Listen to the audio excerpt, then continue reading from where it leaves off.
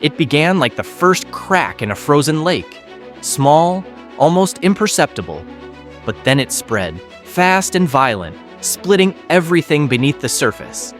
The first to fall weren't Ford's assembly lines or its boardrooms.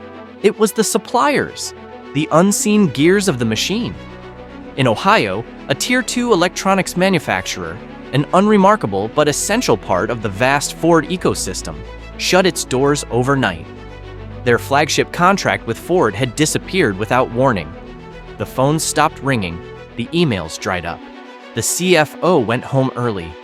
The next morning, the plant manager returned with a chain and padlock. Employees showed up with coffee and thermoses, expecting another shift on the production floor. Instead, they found silence. No foreman, no instructions, just a sign on the gate. Closed until further notice.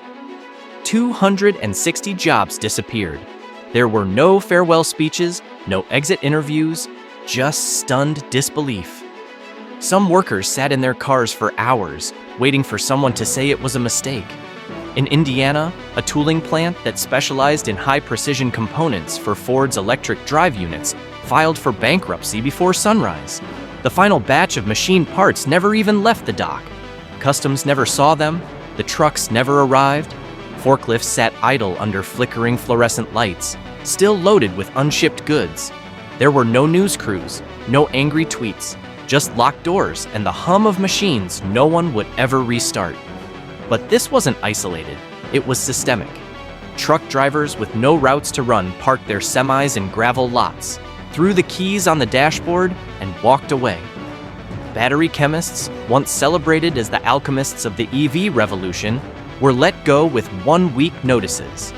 Third-party vendors, cafeteria workers, IT contractors, janitors, and security guards, all collateral damage in a war no one declared. For every one person Ford employed directly, 5 more had jobs tied to them. When the engine stopped, so did the lifeblood of entire communities. But there was another collapse, one even more invisible than the supply chain. For decades, Ford's domestic production lines had leaned heavily on undocumented immigrants and temporary foreign labor. They were never in the press releases, never part of the corporate diversity brochures. But they were there, quietly keeping the lines moving, filling in shifts no one wanted, and working double time when deadlines loomed. They were the ones who stayed when others left. They didn't file complaints. They didn't organize. They just worked. Until they didn't. When the layoffs began, the Department of Homeland Security ramped up its enforcement actions. ICE raids intensified across the Midwest and South. Vans pulled into loading bays. Agents moved fast. Workers were handcuffed on lunch breaks. Some plants lost entire departments in an afternoon. Assembly lines were frozen mid-cycle. Doors half-installed, dashboards hanging loose, seats unbolted. Managers returned the next day to find untouched workstations, tools left mid-repair, half-eaten meals on tables. But the workers were gone, disappeared into detention centers in legal limbo. While Ford hemorrhaged jobs and bled confidence, China didn't gloat. It didn't issue statements. It didn't broadcast its plans in flashy headlines or aggressive press conferences. It moved with the quiet precision of a chess grandmaster. No wasted motion, no second thoughts. Not with soldiers, not with sanctions, just capital. Quiet, liquid, decisive capital. BYD, one of China's electric vehicle powerhouses and a darling of Beijing's long-term industrial policy, made its move less than 3 weeks after Ford's first major supply chain cracks went public. They didn't show up with a PR team or a political entourage. They showed up with lawyers, engineers, and a $1 billion check. The site they chose was strategic. 50 miles from the Texas border, nestled in a dusty stretch of northern Mexico, long known for its maquiladoras and proximity to U.S. markets. Local mayors, long desperate to revive post-pandemic tax bases, didn't just roll out a welcome mat. Construction didn't wait for press releases. Trucks rolled in at dawn. Cement was poured by noon. BYD's contractors, some of them fresh off now-defunct Ford job sites, didn't skip a beat. Many had simply peeled off the blue Ford logos from their vehicles and slapped on new decals. The work hadn't disappeared, it had just changed allegiance. In interviews with local reporters, former Ford subcontractors shrugged. "What do you want us to do?" one asked. "We've got families to feed." Ford stopped calling. BYD didn't. Across the border in Mexico, the reshuffling continued. Suppliers who once built wiring harnesses, suspension modules, and interior components for the Big Three found themselves adrift. With U.S. orders drying up and no financial cushion to weather the storm, they turned to anyone willing to sign a contract. Chinese firms, many flush with state-backed cash, answered the call. The negotiations were brutally efficient. No back and forth, no loyalty, no long lunches. Mandarin and Spanish were the only languages spoken. The U.S. automakers weren't even notified, let alone invited. American flags were quietly folded and shelved. Factory signage changed overnight. The assembly line didn't stop, it just pivoted. While Ford and GM executives spent endless hours in crisis mode Zoom calls, debating restructuring, lobbying Washington for aid, and rehashing old strategies, Japan's Toyota moved in like a seasoned opportunist. No drama, no commentary. In Greensboro, North Carolina, a long-abandoned textile site was quietly transformed into the staging ground for a $1.3 billion battery plant. The announcement came and went with minimal fanfare. No parades, no campaign stops, just a steady stream of cranes, concrete mixers, and a workforce that had grown tired of waiting for Detroit's resurrection. On a Tuesday afternoon, buried in a series of routine bureaucratic updates, the Canadian Ministry of Natural Resources released a 3-sentence statement. It read, "The Government of Canada will begin a scheduled review of its energy export framework. This includes an evaluation of existing pipeline infrastructure and long-term commitments to the United States." No one panicked publicly, no bold headlines, no CNN panels. But inside the offices of logistics firms, refinery executives, and White House energy advisors, the alarm bells rang like air raid sirens. Canada supplied nearly 60% of the U.S.'s imported crude oil.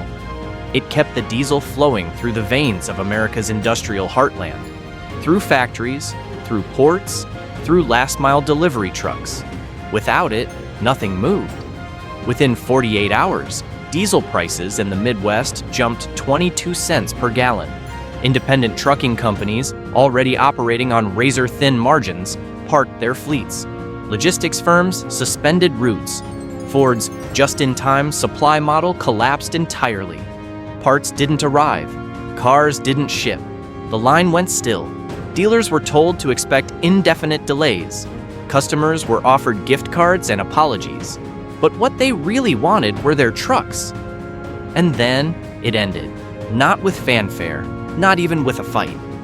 At exactly 2:13 a.m. on a Thursday morning, an internal email hit the inboxes of every remaining Ford employee, from janitors in Kansas City to regional sales directors in Seattle. It was from CEO Jim Farley. It read, "To the Ford family, effective immediately, I will step down as CEO at the board's request. It has been an honor to serve." Jim? No emotion, no blame, no curtain call. Farley wasn't a villain. He wasn't a visionary either. He was a steward caught in the wrong storm with no rudder and no map. He simply happened to be the last one holding the wheel when the ship finally slipped beneath the surface. Across the country, in vacant dealership lots and forgotten rail yards, the evidence of Ford's failed pivot to electrification sat in plain sight. The F-150 Lightning, once marketed as the future of American muscle and ingenuity, now nothing more than a monument to hubris. Thousands of units, silent, unsold, and slowly losing their charge, baked under the sun. Some had grass sprouting around the tires, others had been stripped for copper and lithium. A few had already been auctioned off for pennies on the dollar to foreign buyers who saw value in Ford's carcass. In Dearborn, Michigan, outside the once mighty glass house, the company's historic HQ, a protest had formed. It wasn't loud, it was eerily quiet. A group of laid-off workers, union members, retirees, and confused onlookers stood in silence, watching the flags above. The American flag fluttered half-heartedly next to another, a red maple leaf on white. the Canadian flag, hoisted by protesters, not out of pride, but out of accusation. No executives came to the windows. No spokesperson gave a statement. The lesson Ford didn't collapse because it lost to competition. It collapsed because it forgot the fundamentals. It believed allies remained allies forever, that contracts never expired, that global goodwill was a given, that the past guaranteed the future. But geopolitics doesn't work like that. Alliances are leverage, supply chains are fragile, and capitalism, at its core, is merciless. Canada didn't destroy Ford with tanks or tariffs. It didn't have to. It simply changed the rules, quietly, legally, and without warning. It used strategy instead of strength. It played chess while the US obsessed over checkers. And when the moment came, it didn't gloat. It walked away from the table, leaving Ford to explain how an empire fell in just 18 months. So if that can happen to Ford, who's next?